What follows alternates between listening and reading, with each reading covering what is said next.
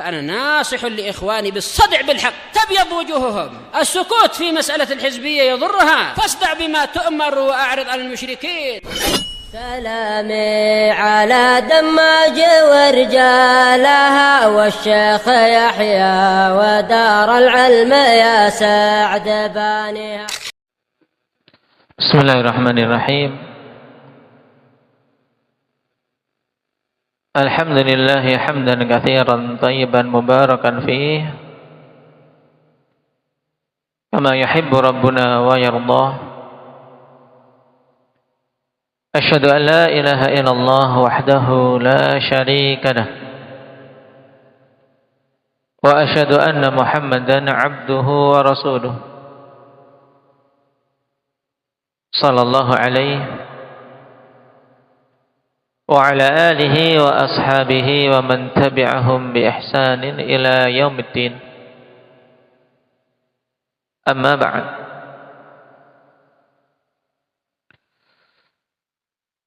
Ikhwanil kiram rahimani wa rahimakumullah, pembahasan terakhir dari kitab yang kita pelajari untuk malam Jumat ini, yaitu kitab Al-Ikhtiyar li Ahammi Sihahil Adhkar, yang dikumpulkan oleh Syekhuna Yahya Al-Hajuri hafizahullah ta'ala. Kita telah sampai pada bab Su'alu khairid dunya wal akhirah fi ana'il lail.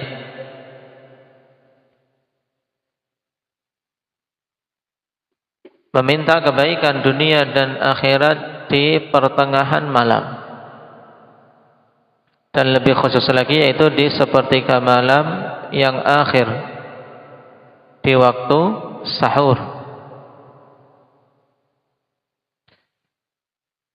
Kenapa pada waktu ini betul-betul ditekankan untuk seorang berdoa meminta hajah demi kebaikan dunia dan akhiratnya?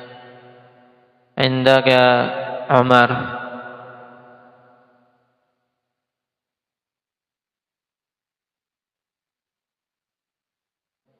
Nah, karena waktu tersebut adalah waktu turunnya Allah Subhanahu wa ta'ala ke langit dunia. Terus kenapa? Karena waktu itu adalah waktu turunnya Allah ke langit dunia.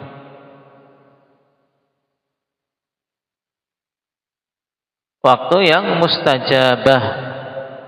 Nah, diingat-ingat, karena waktu itu adalah waktu yang apa, Umar? Waktu yang mustajabah untuk seorang berdoa, maka bangun berdoa. Nah, saya memohon agar diberi pemahaman, diberi taufik, diberi hidayah, diberi kebaikan dunia dan akhirat. Nah, sekarang kita masuk pada bab yang ke-22. Qala Syekhuna Yahya Al-Hajuri hafizahullah ta'ala, qira'atul ashril ayati min akhiri surati Ali Imran ba'da al-istiqadhi li qiyamil lail. Membaca 10 ayat dari akhir surat Ali Imran setelah seorang bangun untuk menunaikan qiyamul lail. Naam.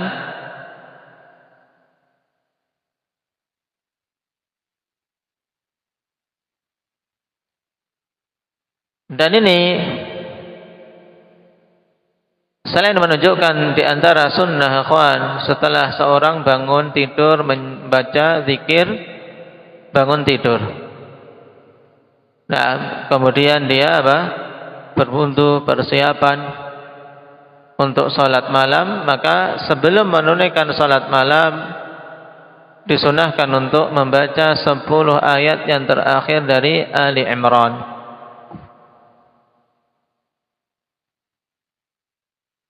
Nah,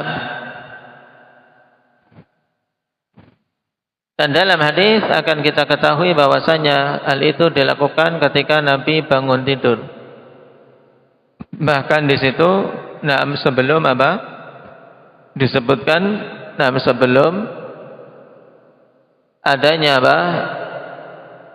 perbuatan beliau untuk mengambil air wudu. Sebelum mengambil air wudu, membaca ayat tersebut terlebih dahulu. Kita baca hadisnya. An Ibnu Abbas radhiyallahu anhuma qala wattaja'a Rasulullah sallallahu alaihi wasallam wa ahluhu fi tuliha. Taib ini dipotong. Dari apa? Dari kisah ikhwan Abdullah bin Abbas radhiyallahu anhuma ketika beliau bermalam di rumah bibinya. Siapa bibi Abdullah bin Abbas yang menjadi istri Nabi sallallahu alaihi wasallam? Muhammad Aceh.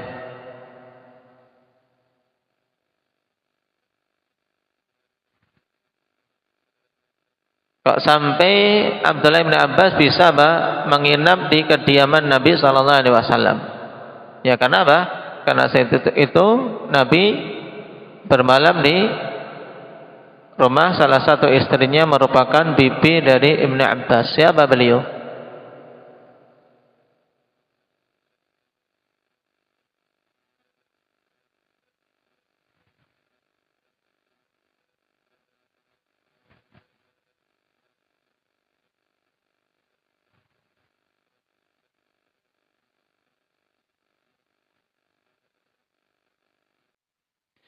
Pada lafaz lengkap dari hadis ini kita baca agar memahami maksud dan yang diinginkan pada dhamir fi tuliha. Kata Abdullah bin Abbas radhiyallahu anhuma annahu akhbarahu annahu bata 'inda Maimunah ummul mukminin wa hiya khalatuh.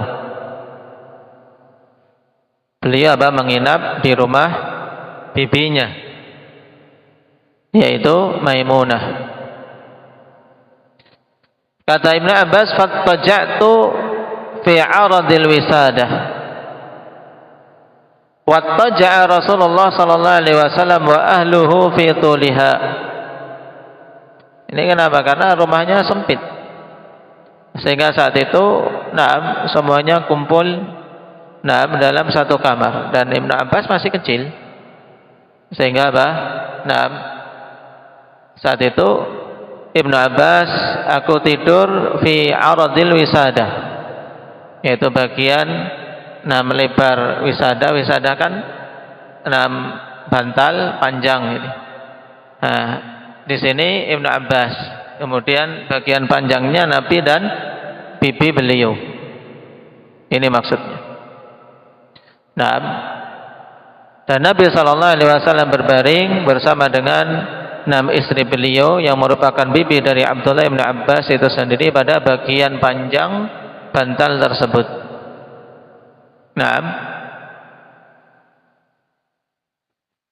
Fanama Rasulullah SAW. Kemudian Nabi SAW tidur. Hatta idzan tasafal lail, sampai ketika telah masuk pertengahan malam. Au qablahu biqalil, atau sebelum pertengahan malam jarak sedikit. Au ba'dahu biqalil, atau setelah pertengahan malam. Lebih sedikit dari pertengahan malam berarti. Ini menunjukkan karena waktunya hanya waktu perkiraan saat itu. Saat itu belum dikenal jam sebagaimana yang dikenal pada masa kini. Intinya ketika mendekati pertengahan malam atau lebih dari pertengahan malam, istaiqadha Rasulullah sallallahu alaihi wasallam. Rasulullah sallallahu alaihi wasallam pun bangun. Fajalasa yamsahu an-nauma an wajhihi biyadihi. Kemudian beliau duduk. Ini juga ikhwan, hal-hal yang butuh dicontoh ketika seorang bangun tidur untuk menghilangkan kantuk. ketika bangun ya duduk, jangan biarkan bangun menjawab adzan pertama, saya jawab adzan pertama dululah sambil baring. Iya, setelah adzan pertama selesai, belum selesai mungkin dia sudah as-salatu khairum minan naum, dia sudah enggak dengar. Zaim. Tapi duduk ketika bangun, untuk segera duduk. Fajalasa, Nabi SAW duduk. Yamsahun nauma an wajhi biyadihi, kemudian mengusap rasa kantuk dari wajah beliau dengan tangannya. Diusap tangannya untuk menghilangkan kantuk. Namanya orang bangun tidur ya tentunya masih ada rasa kantuk-kantuk sedikit, maka untuk mengusirnya dengan apa? Dengan diusap wajah sambil duduk ini. Dan ini juga ikhwan, membantu sekali untuk menjaga kesehatan, terutama semakin lanjut usia biasanya seorang tidak bisa bangun langsung dari tidur langsung berdiri jalan, butuh duduk dulu, karena dari posisi berbaring butuh mengkondisikan diri untuk keseimbangan dan seterusnya, sehingga tidak jatuh nantinya, tidak pusing dan seterusnya. Duduk dulu, kemudian baru mengusap wajah dengan tangannya. Thumma qara'a al-'ashra al-ayati al-khawatima min surati Ali Imran.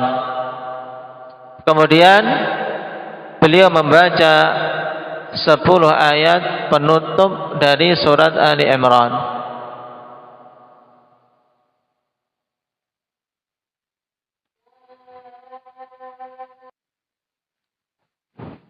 Qala thumma qama ila shannin mu'allaqatin fatawadda'a minha fa ahsana wudu'ahu thumma qama yusalli. Kemudian Nabi SAW berdiri, yaitu setelah membaca 10 ayat akhir dari surat Ali Imran. Dari mana ini yang dibaca? Dan ini termasuk sunnah mahjurah, sunnah yang banyak ditinggalkan. Yang butuh untuk kita mengamalkan ya akhwan. Di sisi yang lain ini juga menunjukkan salah satu di antara keutamaan surat Ali Imran tersebut untuk kita hafal. Karena Ali Imran dengan Al-Baqarah Zahrawan. Nabi SAW katakan Iqra'uz Zahrawain Al-Baqarah wa Ala Imran. Bacalah, yaitu maksudnya hafalkanlah Az-Zahrawain, yaitu Al-Baqarah dan Ali Imran. Fa innahuma ya'tiyani yaumal qiyamah ka'annahuma ghamamatan aw ghayayatan aw ka'annahuma firqani min khairin sawaf tuhajjani an sahibihima. Maka jangan luputkan diri-diri kita akhwan dari mengambil kedua surat yang agung ini. Baik para aba maupun ummahat, apalagi para talabatul ilm yang masih masih konsentrasi dalam belajar dan menghafal, untuk betul-betul berupaya bisa mengambil Al-Baqarah dan Ali Imran, bisa menghafalnya. Karena keduanya kelak akan datang seperti dua kumpulan awan atau dua kumpulan burung-burung yang membela orang yang menghafalnya. Dan kita butuh mengumpulkan hal-hal yang bisa membela kita, yang bisa menjadi menjadi pelindung kita dari azab Allah Subhanahu wa taala, yaitu amalan soleh. Di antara bentuknya adalah hafalan Al-Baqarah dan Ali Imran. Dimulai 10 ayat akhir ini akhwan, sebagaimana ditunjukkan dalam hadis yang lain dari Aisyah radhiyallahu anha, yaitu dari ayat inna fi khalqis samawati wal ardi wa ikhtilafil laili wan nahar la ayatin liulil albab. Nah, dan biasa dalam istilah Arab asyru ayatin, tapi kalau kita hitung berapa kalau dari ayat itu? Coba dihitung. 11. Karena total dari ayat Ali Imran kan 200. Nah, dan 11, nah biasa, nah jumlah 11 dikatakan asyar, maksudnya nah puluhan dengan apa? Dengan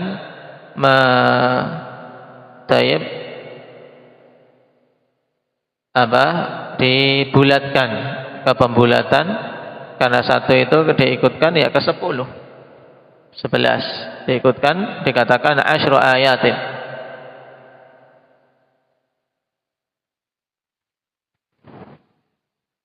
Jadi membacanya dari inna fi khalqis samawati wal ardi wa ikhtilafil laili wan nahari la ayatin li ulil albab dan seterusnya.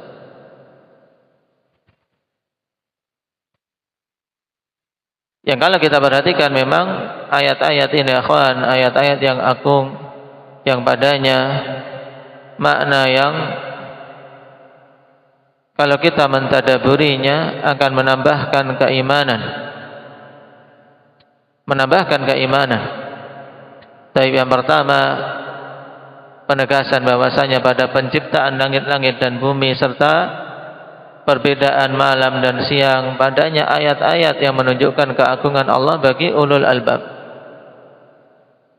Siapa itu ulul albab? Alladzina yadhkuruna Allaha qiyaman wa qu'udan wa 'ala junubihim wa yatafakkaruna fi khalqis samawati wal ard. Rabbana ma khalaqta hadza batila subhanaka faqina 'adzabannar.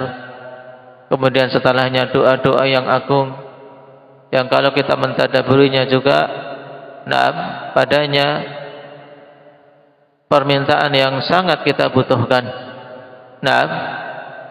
Rabbana innana sami'na munadiyan yunadi lil imani an aminu bi rabbikum fa amanna Rabbana faghfir lana dhunubana wa kaffir 'anna sayyi'atina wa tawaffana ma'al abrar.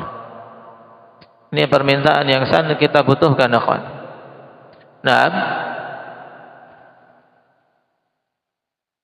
Untuk meminta pengampunan kepada Allah. Kemudian minta agar diwafatkan bersama dengan orang-orang yang taat kepadanya. Dan seterusnya dari ayat-ayat yang agung ini. Tsumma qama ila syannin mu'allaqah. Kemudian Nabi SAW berdiri menuju kepada syannin. Syannin ay qirbah. Pada masa dulu qirbah yaitu tempat air digantung. Karena khawatir kalau diletakkan di bawah akan apa? Akan ada serangga-serangga atau hewan yang masuk atau kotor. Maka wadah air digantung. Dan di kalangan Arab, akhwan, ya biasa minum langsung dari qirbah demikian. Makanya dulu kami, orang-orang Indonesia terkadang dianggap aneh, orang-orang Yaman sana menganggap aneh kok air kok dimasak. Karena tidak ada di istilah mereka itu air dimasak. Minum ya air langsung dari sumbernya, dari sumur diminum. Makanya di sana tempat wudhu ya sekalian tempat minum, nggak ada pakai saringan RO kayak kita. Saya dari tempat wudhu untuk minum, untuk nyuci, untuk cepok full sudah. All in one. Makanya dulu kalau saya minum di situ, awal-awal biasanya langsung demam-demam. Tapi karena masing-masing sumur kan beda-beda, ada yang sumur bagus airnya, ada yang kurang bagus. Adapun yang di pondok, yang di masjid itu kalau saya pribadi dulu sering tidak kuat untuk minum di situ, biasanya demam. Sehingga butuh untuk mencari dari dari sumur yang ada di gunung, naik ngambil air. Makanya kalian dimudahkan sekali. Air alhamdulillah sudah disaring, Nah, ini disyukuri ya kawan. Kemudian juga sisi yang lain, jangan dibuang-buang ya. Minum dihabiskan, di gelas dihabiskan, jangan kita pikirannya air gratis tidak perlu bayar, kemudian minum disisakan, nanti bersihkan gelas juga dengan air itu dibuang, jangan. Itu nikmat dari Allah Subhanahu wa taala, kawan. Dulu kami kalau mau mencari air minum pegunungan, naik ke bomba yang namanya biasa dikenal di kalangan ikhwah bomba hali. Karena memang airnya hali, yaitu enak, manis. Ya manisnya air ya kayak gitulah. Enggak seperti manis gula, maksudnya enak. Di tenggorokan nyaman. Naik ke sana bawa jerigen 10 liter 2, turun. Terkadang sudah naik ternyata mesinnya tidak nyala. Kecewanya luar biasa kalau seperti itu. Sudah kehabisan air, harus minum air pondok. Mau tak mau airnya diruqyah saat itu kalau saya. Diruqyah. Karena meminta perlindungan dari keburukannya. Jadi kita saat ini subhanallah, kenikmatan yang sangat banyak. Kemudahan air minum, kemudahan air untuk mandi dan seterusnya. Maka kita memohon pada Allah Subhanahu wa taala keberkahan padanya dan meminta agar nikmat tersebut dijaga serta diberi tambahan padanya. Jadi dijaga nikmat. Thumma qama ila shannin mu'allaqah.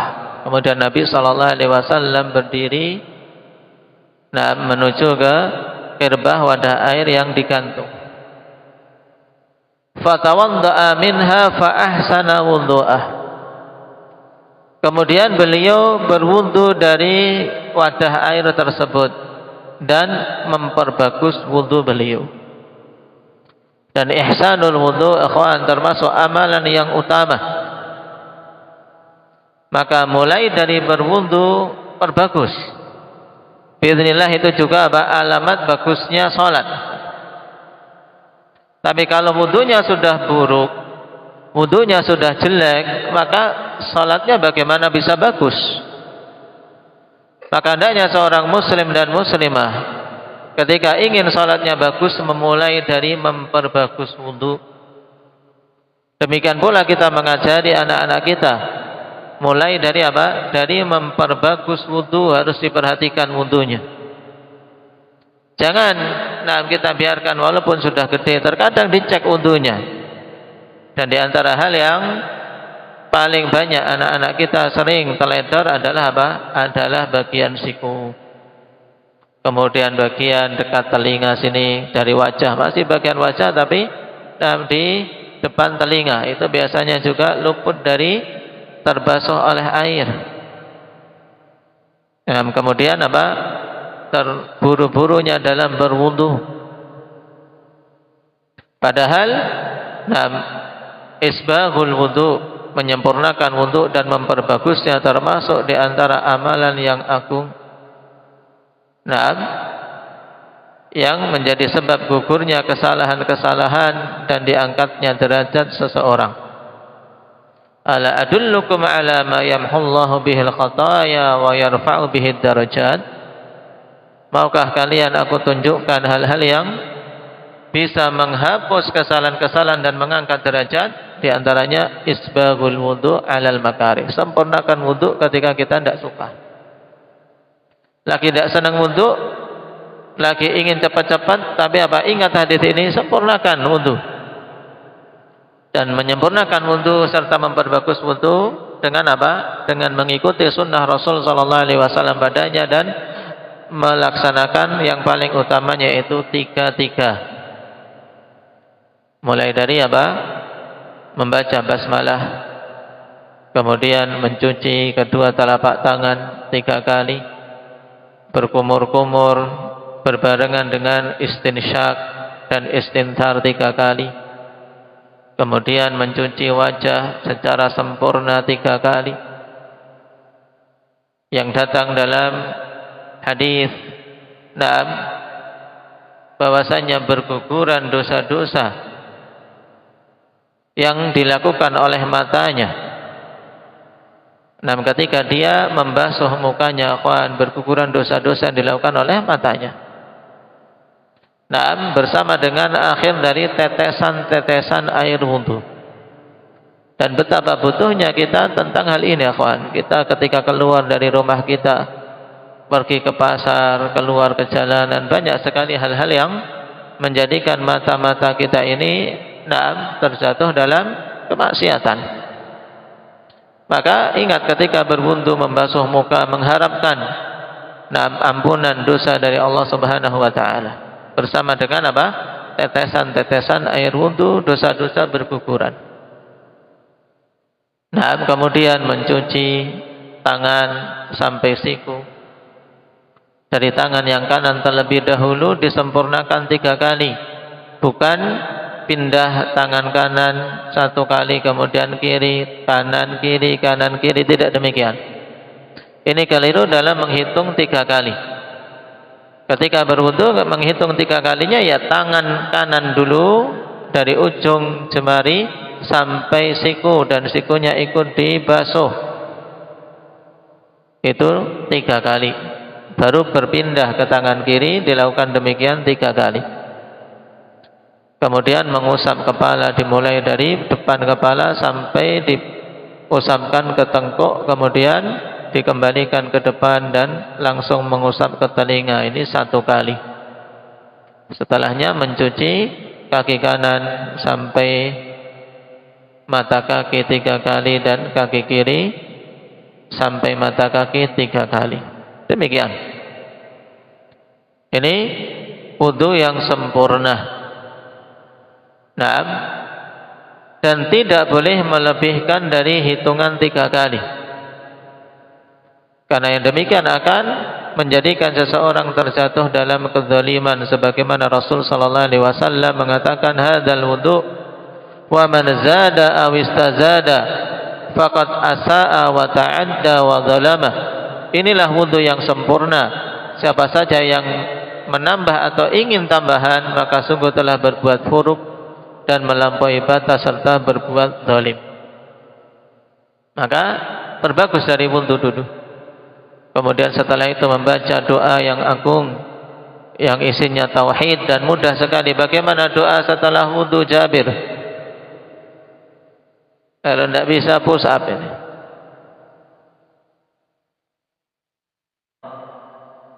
Taib. Asyhadu an la ilaha illallah wahdahu la syarika lah wa asyhadu anna Muhammadan abduhu wa rasuluh. Apa keutamaan zikir yang singkat ini? Zikir setelah salat, zikir setelah wudu. Isinya kan kalimat tauhid. Asyhadu an la ilaha illallah wahdahu la syarika lah wa asyhadu anna Muhammadan abduhu wa rasuluh. Perlu mengangkat tangan tidak ketika membaca ini, kasih? Tidak. Jadi setelah wudu, kemudian apa? Mengangkat tangan membaca zikir itu tidak. Kenapa? Karena tidak ada dalil mengangkat tangan setelah apa? Setelah wudu. Sehingga setelah wudu selesai baca. Nah, zikir tersebut singkat. Keutamaannya apa, Talha?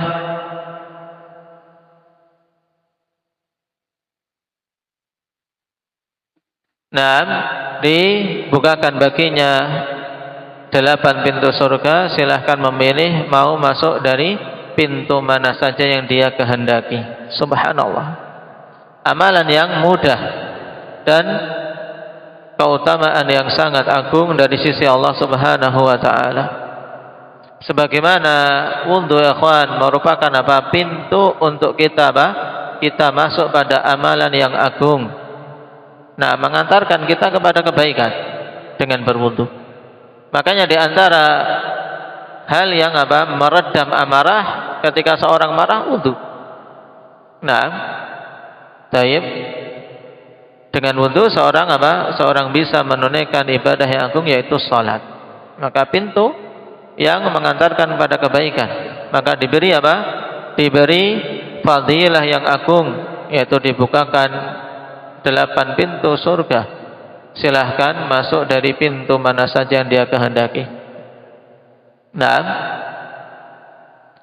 maka perbagus wudu, kawan. Jangan suka wudu ngebut-ngebutan, jangan suka wudu cepat-cepatan, tapi juga jangan berlebihan. Tapi wudulah yang sesuai dengan sunnah.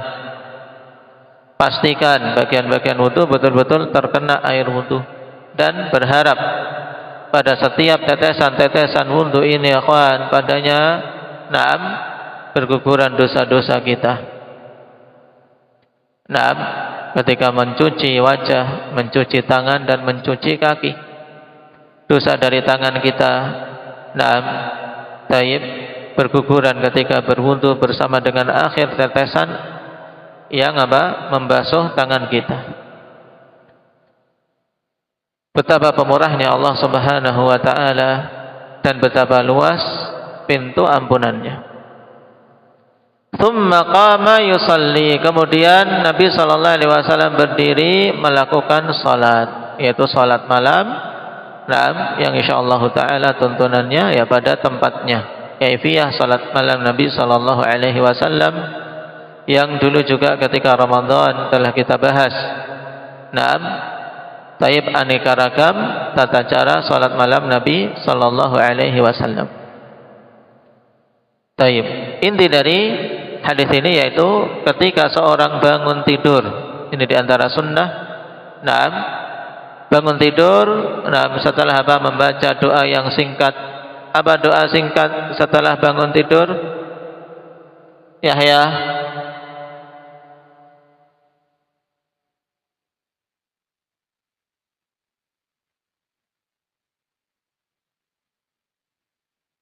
Alhamdulillahilladzi ahyana ba'dama amatana wa ilaihin nusyur. Masih ngantuk, usap mukanya, kemudian duduk. Nah, kemudian baca apa?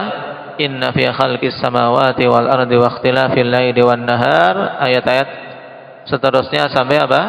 Ya ayyuhalladzina amanu taqullah. Nah, apa akhir dari Ali Imran? Ya ayyuhalladzina amanu sabiru wa sabiru wa rabitu wattaqullaha la'allakum tuflihun. Naam. Berarti untuk hadis ini, ikhwan, hafal hadisnya dan hafal ayatnya. Ya, untuk diamalkan. Kalau hafal hadisnya tapi 10 ayat yang dimaksud dihafal, juga mengamalkannya bagaimana? Nah, paham Akmal?